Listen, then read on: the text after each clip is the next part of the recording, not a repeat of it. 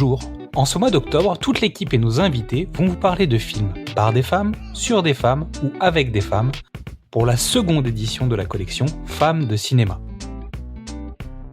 Qu'ils sévissent sur Instagram, TikTok, YouTube ou en podcast, ils n'ont qu'un seul objectif, vous donner envie de voir ou revoir un film.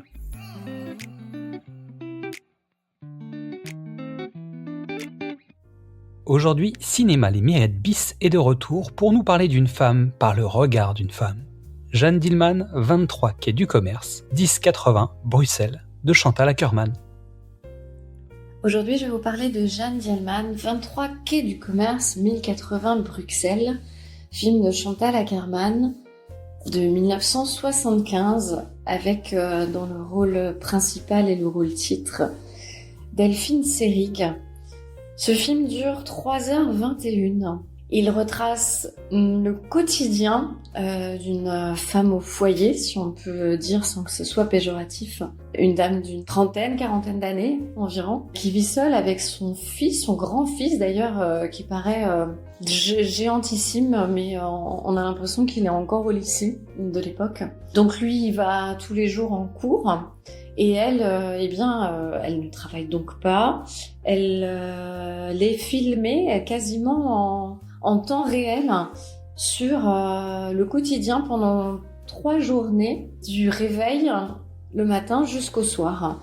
Et nous voyons donc tout au long de ce film, durant 3h21, qui peuvent paraître très longs, sans vouloir le cacher, mais c'est une volonté absolument non dissimulée de la part de Chantal Akerman, qui souhaite en fait que nous prenions conscience, de cette routine qui s'installe et qui est quasiment,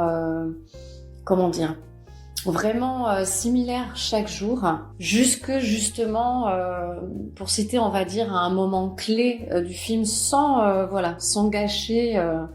Sans divulgacher ou spoiler, prenez l'expression qui vous plaît le plus. Le 3e jour va mal se dérouler. Voilà, la routine va déraper et des petites choses du quotidien qui vraiment sont machinales. En fait, elle est presque en mode robot automatique. Elle se lève le matin, elle se prépare, elle s'habille, elle fait le petit déjeuner, elle va sortir, elle va faire les courses, elle va faire le repas, etc.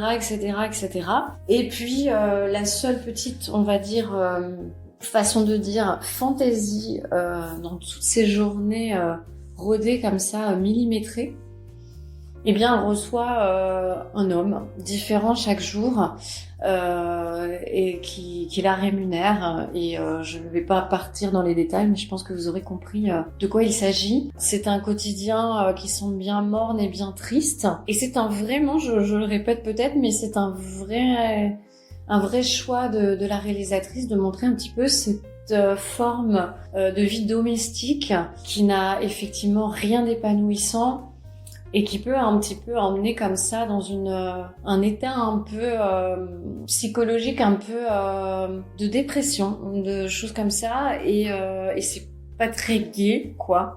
Mais c'est la réalité. Voilà, il faut aussi la montrer. Il faut aussi montrer que, le temps, il est comme il est. Parfois, il y a l'ennui, parfois il y a la routine.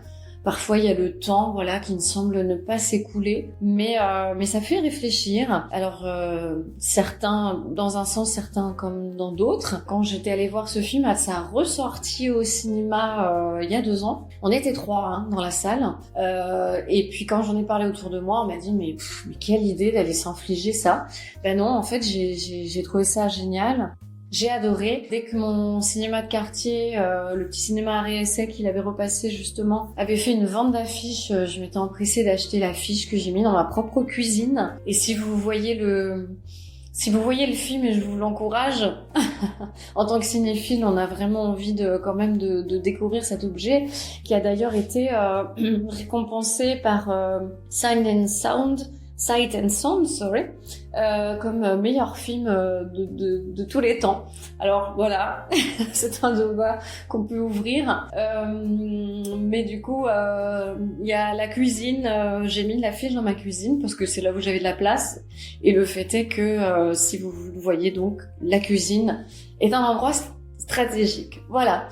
Eh bien, j'espère que je vous ai donné envie ou la curiosité d'essayer, de tenter l'expérience et de le voir. Et voilà, à très bientôt. Audrey, je te remercie d'avoir accepté de revenir jouer avec nous, malgré un planning un peu chargé. On te souhaite plein de bonnes choses. Retrouvez son univers sur son compte Cinéma Les Mirettes bis sur Instagram. Comme nous sommes en octobre et que notre collection parle des femmes de cinéma, il nous a semblé logique de pink-washer un peu tout ça en associant ces épisodes à l'opération Octobre Rose, car il est bon de rappeler l'importance de la prévention autour du cancer du sein. Cette maladie qui va toucher une femme sur 8. Si vous êtes poditeur, ça marche aussi. Bah oui, c'est pas un sujet tabou. Et le soutien dans la démarche, ça compte aussi énormément. Alors, chère poditrice, aidez-nous à prendre soin de vous et parlez-en à votre médecin ou à votre gynécologue. Vous pouvez nous retrouver sur Facebook, X, Instagram, TikTok, YouTube ou Letterboxd. Ce sont vos commentaires et vos votes qui vont nous aider le plus. Alors un grand merci à vous. Nous avons créé pour vous des playlists musicales autour des différents formats que nous proposons sur Deezer et sur Spotify.